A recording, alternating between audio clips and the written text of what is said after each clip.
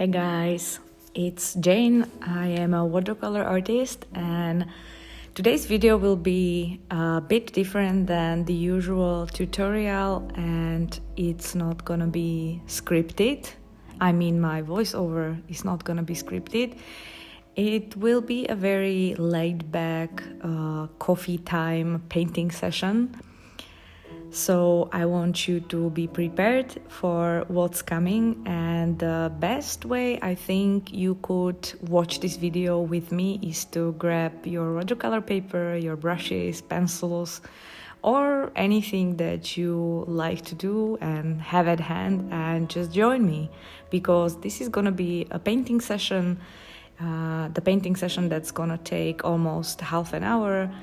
And I will be doing a watercolor study that took me about 2 hours to complete, and I did consider posting a complete real-time video of the process, but I came to realize that 2 hours is a bit too long for you to pay attention. And so I sped up the whole painting process 4 times, and the final video will therefore be about half an hour long, and that's, I think, digestible for you and for me as well. So go grab your coffee, that's what I'm drinking right now, or tea, or whatever you prefer, and let's get started.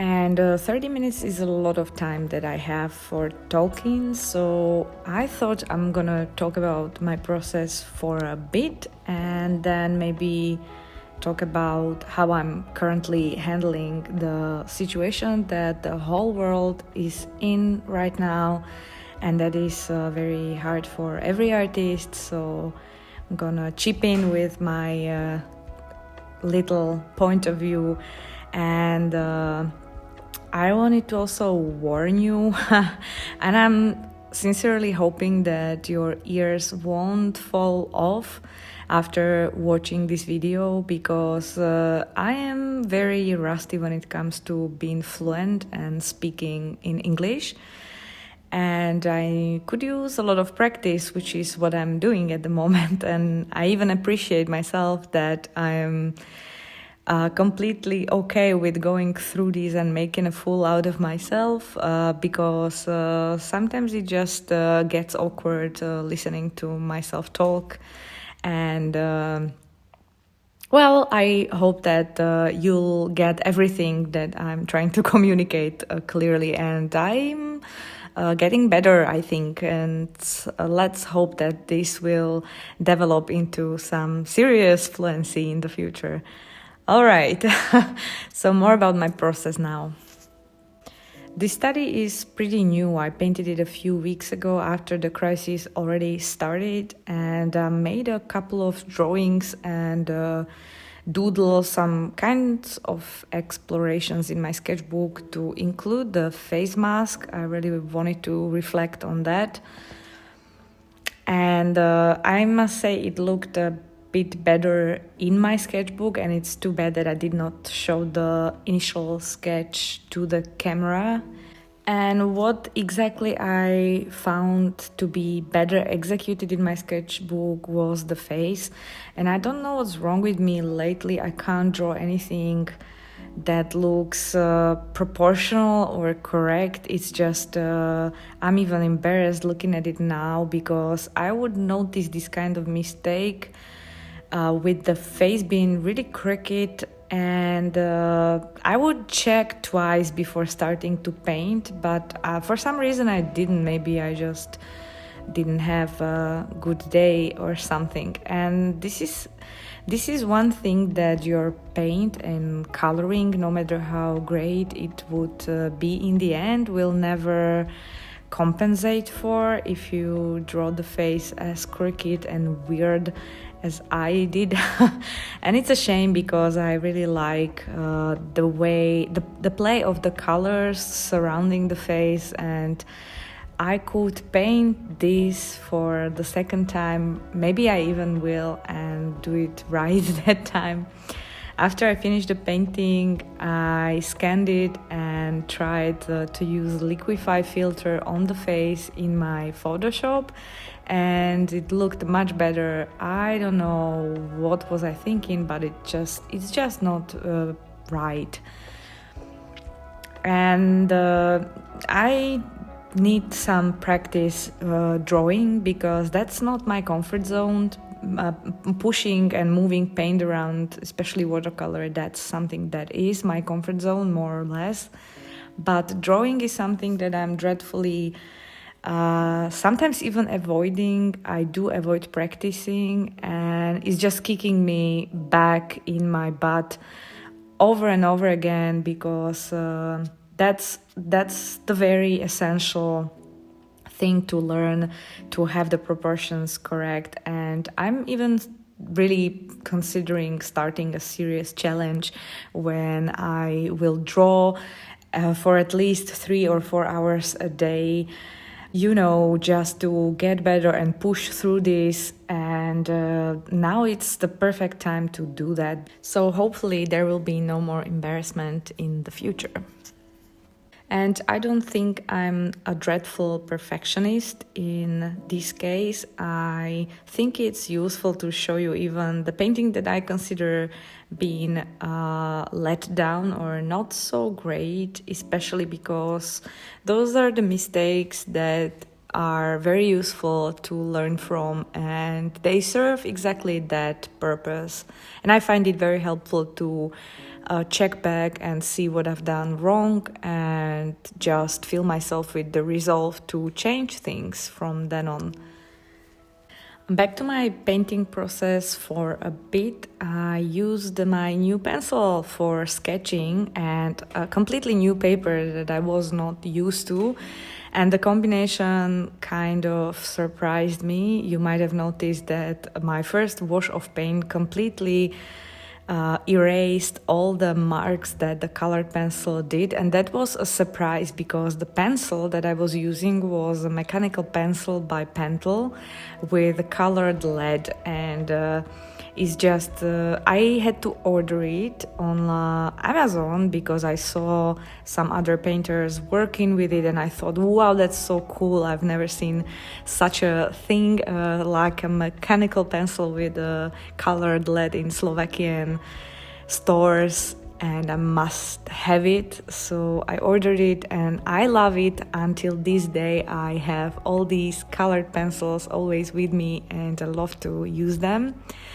And the paper was Canson, new type of cotton paper that were supposed to replace the Canson Moulin du Roi. I hope that I'm pronouncing it correctly, which was my absolutely favorite watercolor paper. It had a beautiful cold press texture, and I loved using it most of all the papers, even more than Arches, which I used to adore.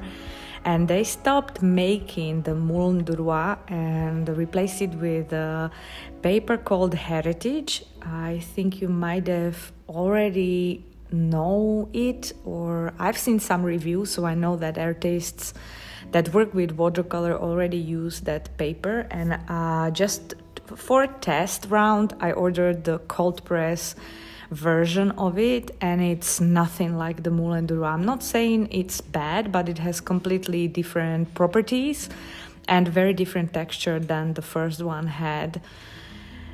And the texture of the paper is much more porous than the previous one was. And even though the mechanical pencil was not supposed to be a watercolor pencil, so it was not supposed to run away with water, it did. And I have not tested out the combo on different kinds of papers, so I don't know if it's the paper or the pencil itself. But when I'm sketching with colored pencils, I do not expect my sketch to run as I put water on top of it. And when I use polychromos, the lines usually stay on the paper. But that's also because polychromos pastels or pencils, they have an oil component, so and that kind of stays on the paper and it resists water, so you usually don't lose your lines using a regular colored pencil. But losing the lines in my drawing was not so bad because the flowers were pretty simply shaped and it was not a problem to improvise some of these shapes. And so that it was not a big deal for me. I decided to paint the mask with the Karateki metallic paint. It was golden, I'm not sure which shade exactly, but it doesn't really matter. I reserved my Karateki embellishment metallic watercolors for sketches and for artwork that were supposed to be rather experimental than finished pieces, and they're really nice to work with. By the way, if you don't know what's the difference between Karateki metallics and Finetech, which are the two quite often used brands of metallic watercolors, you could check my 10-minute review that I made a couple of months ago. I will link it down below as well as in the card. I was told by a doctor friend that yellow color is the color of a virus or an infection, but I did not mean it this way. I just wanted the mask to resemble something very sturdy and impenetrable, and that's why I chose the metallic watercolor. What's bothering me most about face masks, and we in Slovakia, we have to wear them everywhere in public, and that's a good thing. I am convinced that they're effective. But what's bothering me is that when we take a walk and we go out, we live in a small town, and right now in spring everything is blooming and you can't really just enjoy the smell of spring as much as you can without the face mask. But you know, health is important, more important than spring, but this is just something that I miss, and that's, I think, found a way into my picture today.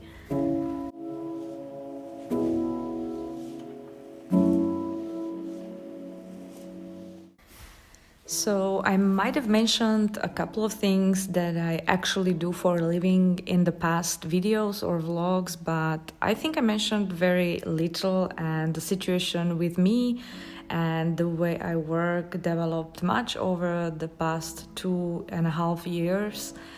And so I thought that when I have the opportunity, I'm gonna talk a bit more about how exactly is that I am able to make my living with my artworks, having not large social following, and most artists that are self-sufficient that I see on social media, they usually live from having a large following that regularly purchases their artworks, paintings, as well as they live through their Patreon, maybe YouTube, or their income streams differ a lot.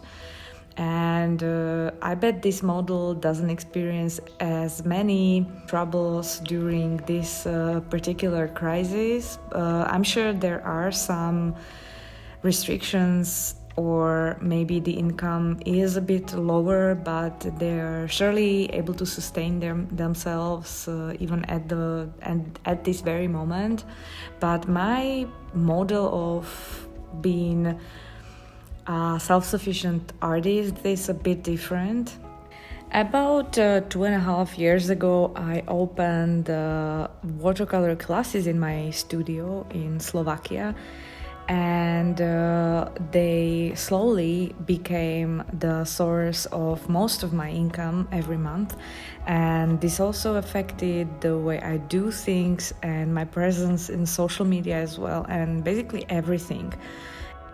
Classes were originally requested by people that came to my exhibitions, enjoyed my paintings, and they just casually asked if I was available to teach or to do a class. And I thought about it. I didn't have my own studio back then, so it was one possibility that was intriguing for me and was kind of interesting, and I was gravitating towards teaching, and I do enjoy it to this day even as much as I do painting.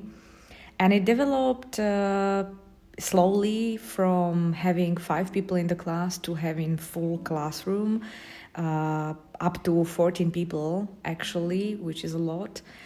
Well, 2 years ago, I was teaching twice a month, so that was 2 days out of every month I spent teaching. And nowadays, a month ago, before they sort of canceled the events, I was teaching 3 times a week, which was 3 days out of every week gone in a classroom, and that is almost half of the week. And I felt like this schedule is a bit too much for me, but over the past 2 years, the number of people that were asking to get into the classroom increased really dramatically, and I was even trying to just find a place for everybody, because in my studio there is only 12 places, 12 comfortable places for people to sit and paint while I explain. And so you can only take 12 people at the time. And if you want to fit in everybody that's asked to join the class, then I was basically left with 3 whole days of teaching from every week. So you can probably imagine how that affected my own workflow. So I, for example, canceled all the commissions and did not take any commissions since September 2019. Only did like 2 of them for friends that asked me very nicely and wanted to have a portrait done, so that's what I did, but took me quite a lot of time. So you can imagine that since the classes were doing well and the demand was so high, I no longer had the need to spend the rest of my time doing commissions, even though commissions are really great and I've been doing them before 2019 for a very long time, and I think they're a chapter on their own to make maybe even a whole video on commissions and how to deal with them. But so these other sources of income slowly became less important for me, and the classes were my number one source. That also helped me to keep my studio, which was really great and still is. Another important source of income is selling my original artworks and prints. Even though, and this is a shame, you don't really see me running a very successful online store, at least not for my foreign customers, but I do have one in a Slovakian site similar to Etsy. And most of my customers, like 95% of my customers, are Slovakia people, which means that local people usually buy my art more than foreign customers do. But this was also tied to my workshops and live exhibitions, actually, because when you exhibit somewhere and you're present there, you get to talk to people. The people, they usually connect with my artworks up close much better than online. And I get most of these sales from these exhibitions, events, and a lot of people that come to watercolor classes, once they're in the studio, they also purchase prints and originals of the artworks. So the income sources were split between these pillars, I would call them, and there were very few sources of income left that were not tied to live events in my business model, which means that I still get a couple of dollars every month for my YouTube channel, but that's like up to 10. And I do get about $10 from Patreon, and thank you Patreons very much, because there is 11 of you right now, and I do really appreciate your help very much. But so there are sources of income that still come from sources independent of live events, but most of these sources that I usually live from come from live events, and they have been affected by the crisis big time. Luckily, it's not like I have nothing to eat these days because the events are cancelled and on hold, and I basically can't do anything to get my income back at the moment. But I did create a small reserve before the hell started, and I should be able to live from it for another 2 months. But during that time, I am trying to focus on creating some online courses for my Slovakian customers in my native language to get them learning, because some of them, they really enjoy watercolor painting and they're suffering as well by not being able to come to class.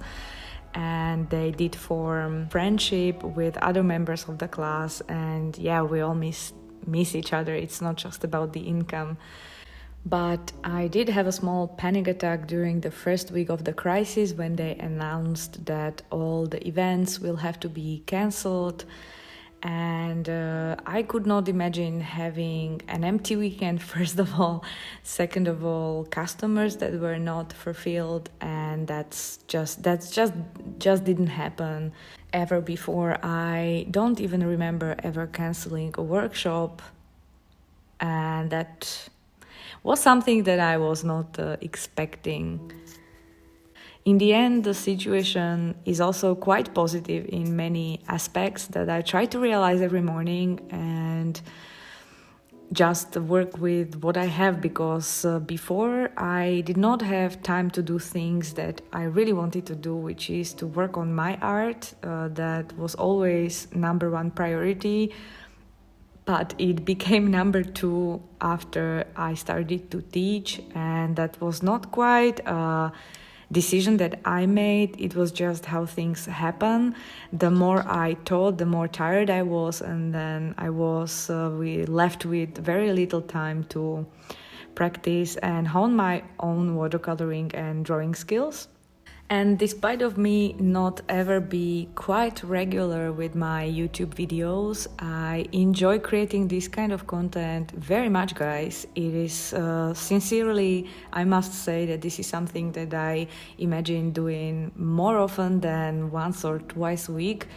And it's just something that finds me really fulfilled. I can't quite explain it, but that's just how it is. I also imagine myself a year ago already making a Skillshare class, which I would really like to do, just because I am a heavy Skillshare user and I like to learn through the platform, and I already imagined 2 or 3 complete classes that I could make. Those are the things that I set to myself that could be something that I would very enjoy and finally have time for. Plus, they could even help me out with the crisis and keep my studio, because my worst nightmare is not that I'm not gonna have anything to eat, because even though we are a family of 3 people and 2 cats, we still have parents that can help us out, have family that can help us out. So those things are hopefully not that bad, but my worst nightmare is that I'm gonna lose the studio, because I still have to pay rent. So I'm gonna do my best not to lose it and just do what I can to go through this crisis without teaching my classes, as I usually do, without my regular income, while creating something that will last, that will be helpful for people. And my Patreon also falls into this category, since it does already contain about 5 or 6 real-time video tutorials that I made for you over time. I found Patreon very tricky from the start, because there were not a lot of people, actually just a very few of them, joining in, and the content took so much time to create. And once you have a lot of people in your Patreon, then it's probably easier to dedicate the time towards creating the content. And some creators charge $5 or $10 for their real-time tutorial access, but as for me, I was always convinced that that's a lot of money to charge, and at the start I decided to only have $1, which is the smallest amount you can pledge in Patreon, and this would grant the access to all the content that I have in my Patreon. And so I will definitely be focusing on developing that and create a few more real-time tutorials that people can learn with. And my current goal in Patreon is to achieve 100 patrons, which would already help me to pay half my studio rent. I'm not worried all that much. We are gonna get through these, guys, and I'm really sure that many of you experience the situation as it is now quite the same or very similar than me. And guys, just hang in there. We're gonna hang in there, and we're gonna find a way to sustain ourselves, and we are gonna have to be a little less spendy with our things, and we have to buy less things and maybe eat spaghetti for a while. By the way, I can't eat that because my diet does not allow spaghetti right now, but I believe in you, and I also did not stop believing in myself yet, and I feel inspired, and I feel like this time has been granted to me to do something useful with it, so I'm gonna do that. Well, I did reveal a lot in this video, but I still hope that you enjoyed it, as well as the painting process. Hopefully you even joined me for a painting session or a drawing session or whatever creative is it that you usually do during these videos. And I would really be very happy if you communicate with me in the comments a bit more and let me know if you prefer this kind of content, if I should do it more frequently or rather not. Please let me know. I'll be very glad to hear from you, and I will see you again very soon. My next video is prepared to be released during Easter, and it's gonna be another portrait painting. That one was drawn a bit better than this particular study. And so I'll see you in just a few days. So hang in there, paint and create, and stay safe. And bye.